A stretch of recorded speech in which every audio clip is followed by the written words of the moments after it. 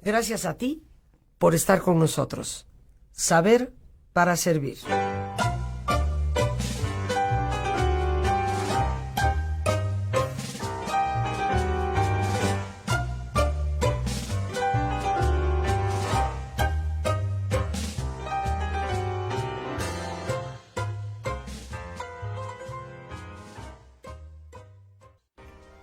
Aquí estamos, queridos amigos, Jueves Cultural.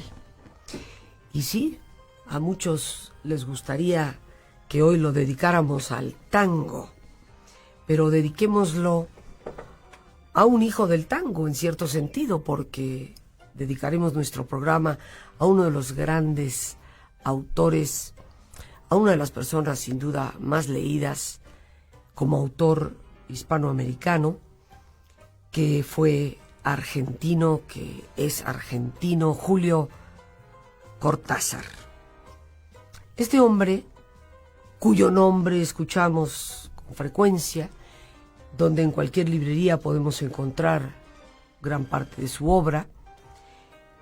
¿Quién ha sido Julio Cortázar? ¿Por qué es tan famoso? También por qué es tan controvertido. Unos lo aman, otros casi lo detestan. Pero sin lugar a dudas, independientemente de que en gusto se pueden romper géneros, Cortázar representa mucho de lo que es América Latina, mucho de lo que es la literatura grande, con mayúsculas, del siglo XX en América Latina. Y para hablarnos de Julio Cortázar, nos acompaña el día de hoy el escritor, maestro y profesor Rodolfo Palma Rojo, quien es licenciado en Lengua y Literatura Hispánicas de la Universidad Nacional Autónoma de México, con su maestría en Cine y Televisión en la Universidad Americana de la Ciudad de Washington. Ha publicado novelas, cuentos, está incluido en el Diccionario de Escritores Mexicanos y es profesor de la Facultad de Filosofía y Letras de la Universidad Nacional Autónoma de México. A este que estimamos como amigo, nos encanta recibirlo de nuevo en nuestro programa. Te lo agradecemos enormemente, Rodolfo. Oh, muchísimas gracias. De veras que es un gusto estar aquí, se platica a gusto y además sé que estoy platicando con miles de personas al mismo tiempo y siempre he estado a gusto y muy contento y gracias por invitarme y espero que me vuelvas a invitar. Por supuesto que sí. Puedas. Ya te comprometemos. Hecho. Hoy vamos a hablar de Julio Cortázar, que por una parte, bueno, sabemos que nació en Bruselas, en 1914, pero de alguna forma, bueno, de padres argentinos, ubicado ciertamente como escritor argentino, pero también con muchos conflictos en su argentinidad, podríamos decir, ¿no? Exacto. Cuéntanos de él, ¿quién fue? Algo de su vida antes de meternos en su obra. Sí, Julio Cortázar pierde al padre pronto. Es uno de sus traumas, digamos. Él habla de la ausencia del padre, no explica mucho cómo es esa ausencia, pero podemos deducir que fue abandono vil y nauseabundo. Crece al lado de su hermana, creo que es una hermana y un hermano, y además con la madre.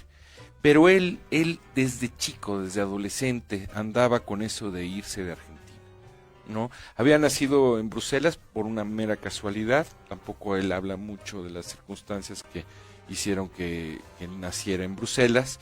Nació el 26 de agosto de 1914, el año que como tú bien mencionabas, pero regresa rápidamente, a los 4 años ya está en Argentina, en un suburbio de Buenos Aires, y esa argentinidad, te digo, él empieza a escribir muy pronto también, pero lo mismo, es un escritor que se encierra aparentemente a leer y escribir. Luego saca su título de maestro normalista en literatura, no tiene dinero para seguir una carrera de licenciatura, ni mucho menos, pero y se va a un pueblo perdido a dar clases a las secundarias. En ese pueblo perdido, además de padecer como cualquier maestro de secundaria a sus alumnos, y lo digo porque yo he dado muchas veces clase en secundaria, y se dedica en serio a estar encerrado leyendo, lee todo lo que se puede uno imaginar y escribe pequeñas obras y va a tardar en publicar. Eso es también muy importante, porque es una persona totalmente desconocida, que es culta, preparada, etcétera, y a la menor provocación decide irse a Francia, París. La gran novela, antes de que, sin afán de hablar completamente de esa novela, pero la gran novela de Cortázar, que se llama Rayuela, está escrita en ese sentido. Hay un lado de allá, que es Europa, y hay un lado de acá, que es Latinoamérica. Y esa preocupación la trae él desde el principio.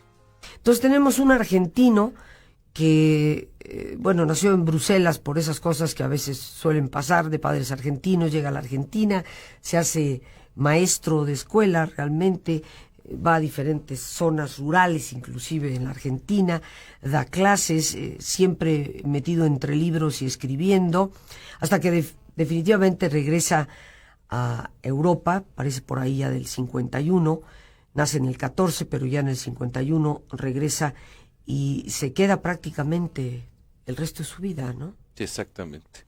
Se queda el resto de su vida en el lado de allá, como te decía en su novela Rayuela, habla del lado de allá y del lado de acá. Vive de la traducción, ¿no? Apenas vive, se casa con Aurora Bernardes, que es otra gran traductora. Según esto se hace un buen equipo de trabajo, porque se ayudan, se apoyan mucho en la forma de traducir. Claro que ahí salen grandes éxitos de traducción de Cortázar, como las obras completas de Edgar Allan Poe, los cuentos completos de Edgar Allan Poe, que esa es una obra sensacional leerla en español, aunque yo me imagino que habrá gente que la disfrute también en inglés, pero el Cortázar escribiendo a Poe es maravilloso, igual que hay un Robinson Crusoe que también traduce Cortázar por ahí, ¿no? Es decir, vive de eso y tú bien dijiste, se va en el 51 y tenía 2 obritas por ahí, había escrito unos poemas que se le habían publicado cuando él tenía, que será 27 años, bajo un seudónimo, y escribió una obra que a mí me gusta mucho, una obra de teatro que se llama Los Reyes, que ahí está Cortázar ya en pleno. Ustedes conocen muy bien la historia del laberinto, del Minotauro, que a Ariadna le deja a Teseo, le da un hilo para que entre, mate al Minotauro, y el hilo de Ariadna, por eso sale Teseo con el hilo y ya se casa con Ariadna, ¿no? Esa es la historia, la telenovela griega. Pero a Cortázar le parece al revés. Cortázar hace una obra de teatro diciendo que Ariadna, como traviesa que era, le da todas las seguridades a Teseo para que entre con el hilo y el Minotauro lo pueda matar, y con el hilo el Minotauro pueda salir. Es decir, Ariadna está enamorada de Minotauro, no está enamorada de Teseo, ¿no? Entonces, pero le salen malas cosas a Ariadna porque, bueno, Teseo va y mata a Minotauro, porque el Minotauro, cuando ve entrar a Teseo, dice, y te manda Ariadna, caray, ¿no? Yo creía que Ariadna me quería. Entonces, pues, el Minotauro, que es un ser monstruoso, que hubiera derrotado a Teseo fácilmente, agacha la cabeza y permite que Teseo lo mate y se vuelva héroe, ¿no? Ese punto es muy interesante con Cortázar, porque es ver las cosas de otro modo. No como nos las han contado, no como han sido, sino busquemos el modo. Y además está esta cuestión terrible. El Minotauro entiende mal las cosas, ¿no? Ariadna sí lo ama y le está mandando a Teseo porque es el hilo para poder salir. Y sin embargo Minotauro dice, no, pues no me quiere. Esas historias de confusiones, de no entender las cosas, de no vivir la vida conforme a gusto que podríamos vivirla y gozándola, fue una de las preocupaciones de Cortázar más grandes, ¿no? Y cuando se va a Europa también deja otro librito, un bestiario, lo deja, inmediatamente se lo publican porque es muy bueno, pero tiene un éxito enorme. Es un éxito tremendo ese libro de cuentos, bestiario, que además habría que decir que habla sobre la naturaleza humana más que nada, ¿no?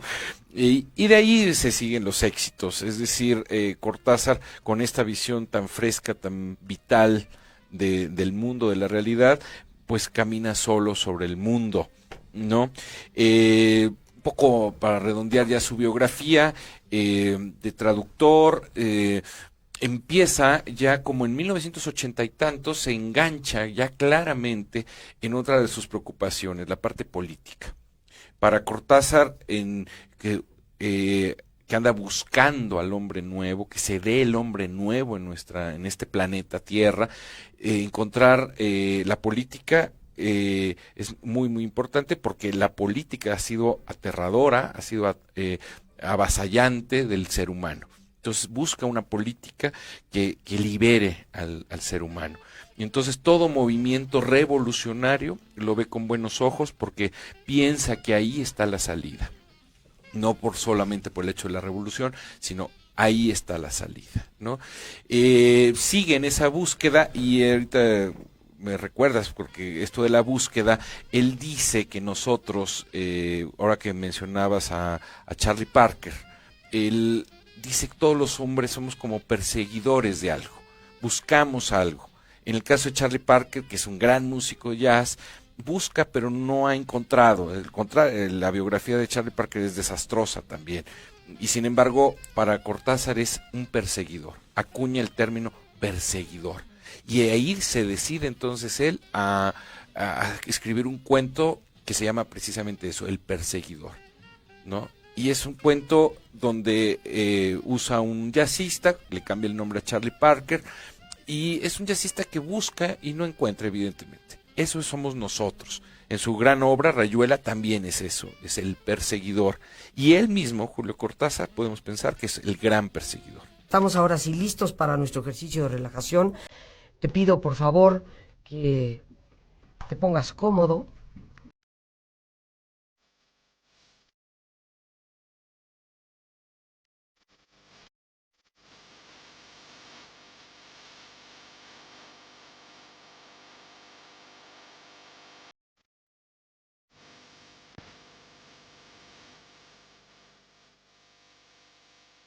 Seguimos escuchando música de jazz de Charlie Parker, a quien, pues, Julio Cortázar, autor, gran hombre de las letras, argentino, que falleció de hecho en 1984, pues le gustaba mucho oír jazz.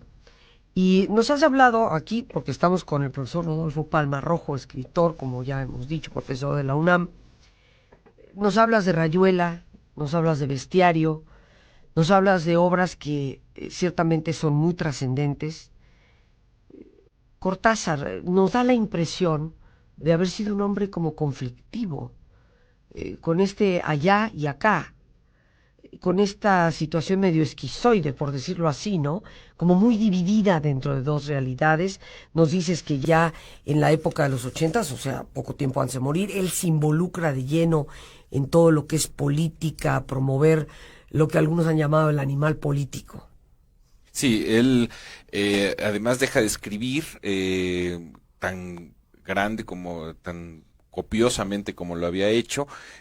Su última gran novela es Libro de Manuel, que es un libro muy interesante porque tiene esta concepción jazzística de ir utilizando recursos de diferentes lados, hay pegostes, hay recortes periodísticos, y hay una novela que es exactamente sobre política. La preocupación de Cortázar de, ¿puedo escribir una novela política y ser buena? Porque antes que nada la novela política tiene que ser buena novela, y siempre había pasado que las novelas políticas resultan por lo general panfletarias y por lo tanto malísimas. Cortázar en ese momento está involucrado en una relación con Carol Dunlop, que viven felices. Vargas Llosa por ahí escribió un artículo para Vuelta, la revista Vuelta de Octavio Paz, en la que dice: me visitó Cortázar y era otro. Está desenfrenado, está hecho un loco. Y claro, él es tan serio, es un peruano muy serio, Vargas Llosa, ¿no? Entonces Cortázar estaba en la alegría absoluta. Curiosamente, en la alegría absoluta, en el amor absoluto, en el compromiso político absoluto, y no pudiendo escribir las grandes novelas, pero sí decía que él era representante en el Tribunal Russell de Derechos Humanos, etcétera, en Europa, en Bruselas precisamente, y él iba en tren y dice: bueno, yo escribo un cuento lo que dura el trayecto, de ida y vuelta, puedo escribir un cuento. Una novela no, pero sí puedo escribir cuentos. Aquí es interesante, en este clímax de alegría, Carol Dunlop, él estaba ya, tenía problemas de leucemia, pero Carol Dunlop muere antes que él. Y como en los buenos cuentos, podríamos decir, muere ella y él de tristeza muere al poco tiempo.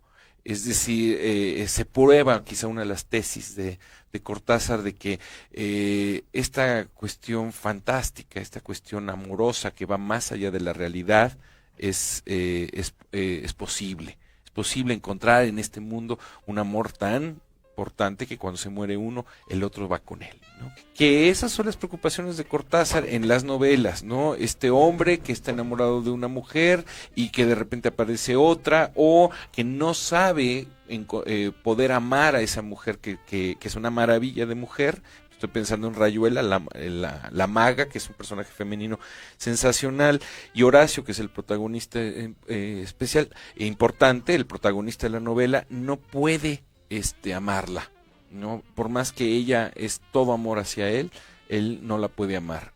Rompe con ella y ya le estoy contando la novela, pero bueno, y regresa a Argentina el personaje, ¿no? Y es un poco esto del lado de acá, el lado de allá, estamos persiguiendo cosas, no las encontramos o creemos que no las encontramos, o en el caso de Horacio, el personaje de Rayuela, aunque las encontró, las tenía enfrente, no las supo valorar, no las supo conocer. Habría que preguntarnos, y por supuesto te lo preguntamos a ti que conoces bien el tema, ¿por qué debemos procurar leer a Julio Cortázar? ¿Por qué, sin importar si simplemente hemos hecho algunos años de primaria, o la terminamos, o tenemos estudios medios, o tenemos un estudio técnico o uno profesional? ¿Por qué, como hablantes de nuestro idioma, por qué debemos de leer a Julio Cortázar? ¿Por qué es importante? Mira, a mí me apasiona Cortázar, yo lo estudio, lo escribo casi como él, se pega uno muchos tics con Cortázar, es un autor que he traído mucho conmigo y yo siempre me pregunto, ¿y por qué? Y me pregunto por qué y hay una solución muy rápida, una respuesta muy rápida. Yo no creo que esta realidad sea la realidad única. No, te estoy viendo a ti, tú me ves a mí, pero yo sé que atrás de ti o dentro de ti hay sueños, hay imaginaciones, hay un pasado, hay un futuro esplendoroso que puedo ver y que te lo deseo. Hay toda una serie de circunstancias y que además el hecho que tú y yo estemos platicando no hace la realidad. Pueden ocurrir cosas, y qué tal si suceden esas cosas, qué tal si se cae este vaso que tenemos aquí agarrado en la mano, y ya me lo inventé, viste, porque no hay ningún vaso, entonces hablo de que hay un vaso, bueno, ya inventé esa realidad, ya estoy hablando de que hay un vaso que no existe. Esa visión de escritor, de que puede decir, ¿qué pasa si la realidad es tal? ¿Qué pasa si una persona va en el metro y hace un eructo y sale un conejito? ¿No?